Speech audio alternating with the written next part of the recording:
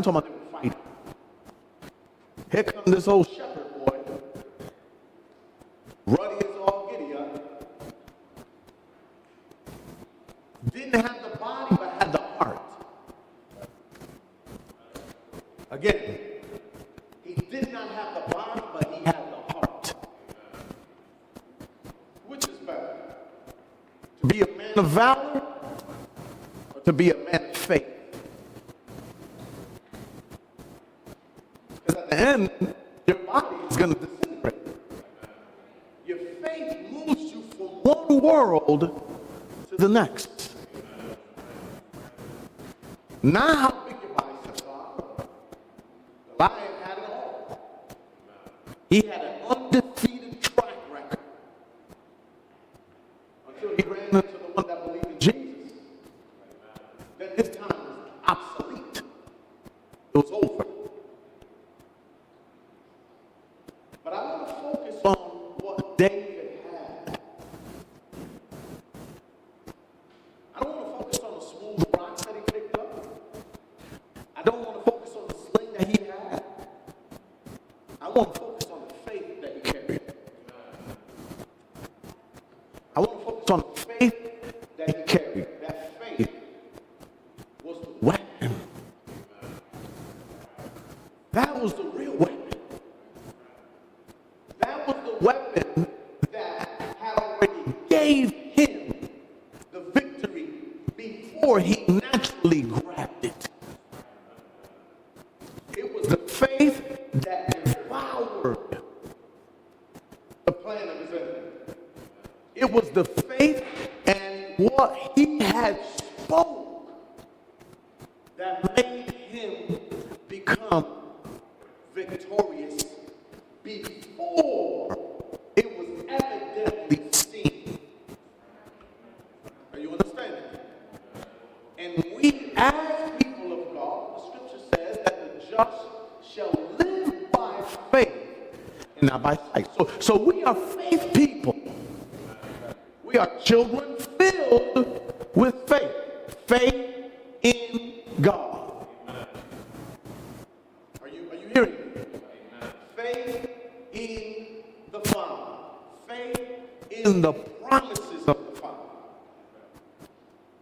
Are you hearing me? This faith right here is dangerous. Are you hearing this? This faith right here will literally destroy every single obstacle that will come your way.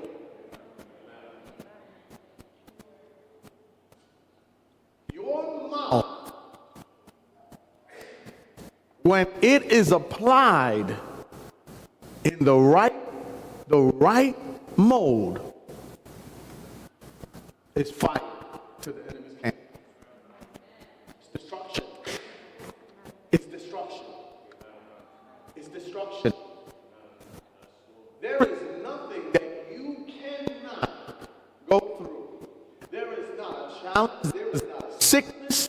There is not a disease or anything of such that would literally defeat you.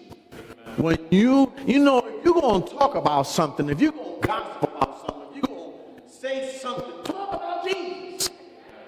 Brag about how powerful he is.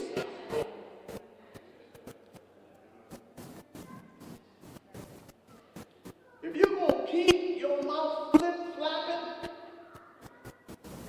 tongue tapping, that's what it's called, tongue tapping. If you're going to keep your mouth in that realm, talk about his power. Why?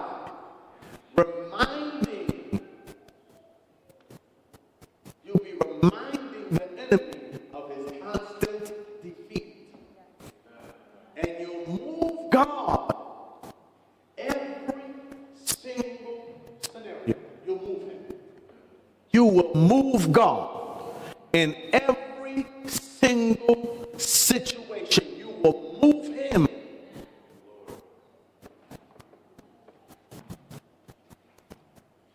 David takes the time and is still obedient. He was told to leave and get back, he did. He went to the king and says, I will destroy this uncircumcised Philistine.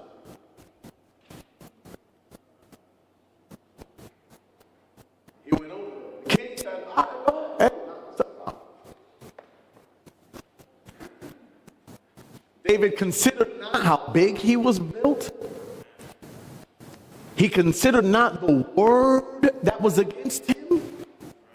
Are you hearing me? He considered not the word that was against him. He considered not his own body structure. He didn't tally up the weapon that he had versus what he had. He did not do what a normal human being would do.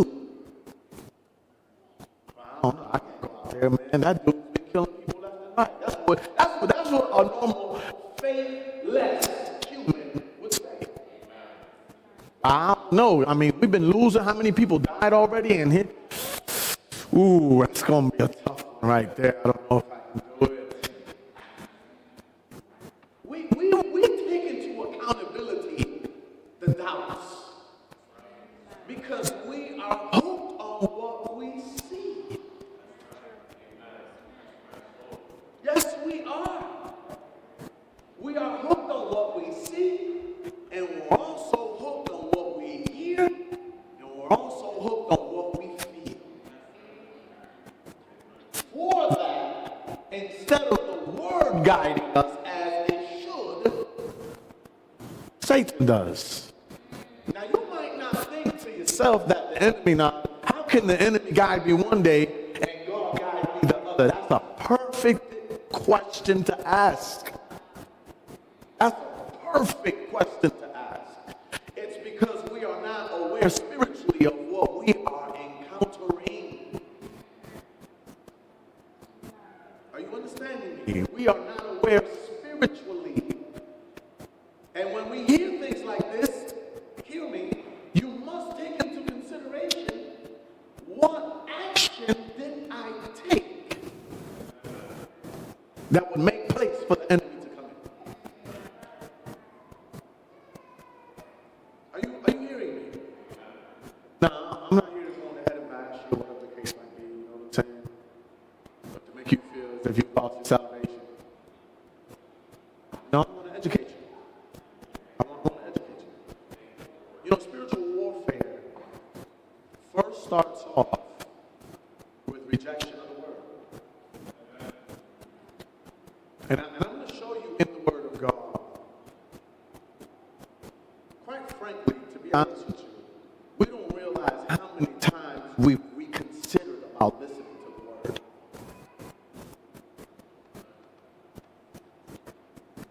It's true. It's true. I wouldn't be your leader if I didn't see this. I wouldn't be your leader if the Lord never showed us this. Because we can't keep listening to good messages and overlooking the things that we allow.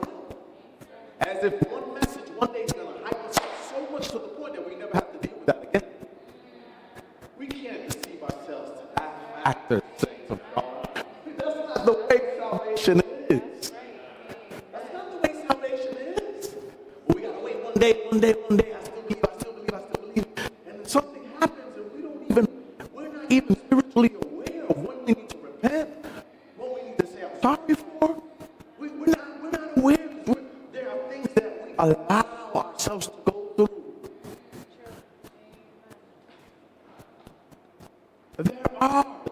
There really are. You know, such as short patience. You know, we get short patient. You know what I'm saying? We get short patient. We start sucking our teeth. You know what I'm saying? All of these things. Thank you.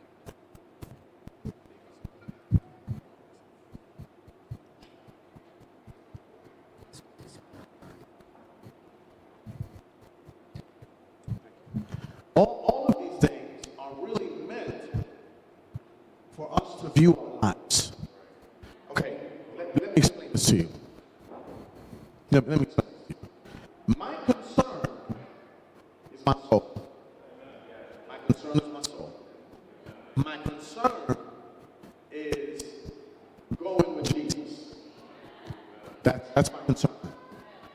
Do you know that the enemy has so many tricks with your justifications that it would be one thing that would get you to slide right back? One unnotable thing that will get you to slide right back. It's called a door. It's called a door. Now, this is not stating that you should go on ahead and live according to you having a low soul. No. This is letting us know that we need to open our heart all the way. Because when you open up your heart all the way, you realize the things that are transpiring. And God makes place for these things to happen in order for us to sit down and evaluate our day. We don't take time to sit down and evaluate what we did, how we responded, what we thought, what we felt, what we made place for on a day to day. We just go from day to day to day to day to day to day to day to day to day and think we gotta deal with these things. God never called us to deal with this type of nonsense. God called us to be educated, knowledgeable, spiritual, and also know our place. Because when you know your place, you ain't gonna mess with that. If somebody tries to get you riled up and all that, you'll be like, man, I ain't got time for that. Are you hearing me? I ain't got time for that. If that's the way you want to feel, if that's the way you want to act, knock yourself out. Are you understanding this? Lord help me, Jesus.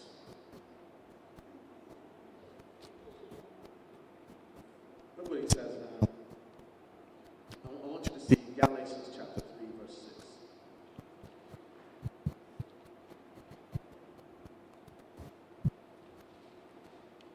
Amen.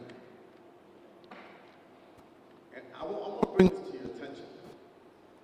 Faith is what we're born with. Okay? All right? Faith is what we're born with. It's what we put it on. It's what we put it on determines on what governs us. Okay? How many understand that? Lift your hand. How many don't understand that? Lift your hand. Okay. If I put my faith in my human man, hear me, then of my reactions, I'll believe. It'll be difficult for me to believe the word of God because I'm so stuck on what I feel is the truth. Are you hearing me? And the reason why I'll be so stuck on what I feel is the truth is because when you make a lie the truth, the lie becomes the truth. It's the truth, y'all. When you make a lie the truth, that lie becomes the truth and you be convinced of that lie. It is called the method of deception. Okay? That's called the method of deception.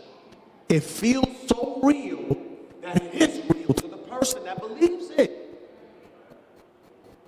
It's real to the person that believes it.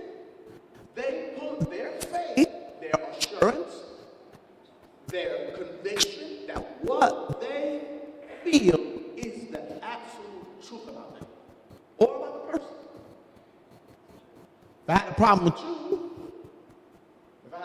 you, my problem will be with you every time.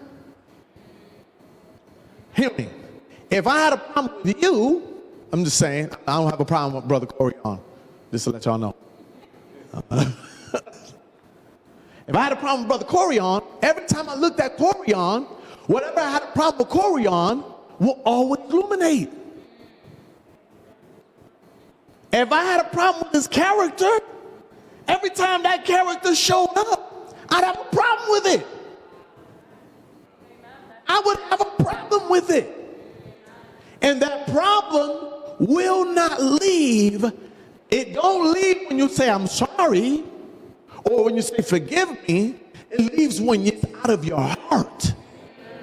Because we can say all day long that we can believe God. We can believe everything he says. But when he reiterates something that bothers you, trash out, is the trash still back in your house? No. You can say you took the trash out, and if the stench is still there, it's going to remind. How many ever had trash juice on the floor? You know what I'm saying? You had a little bit of the juguito or whatever the case might be, a little bit of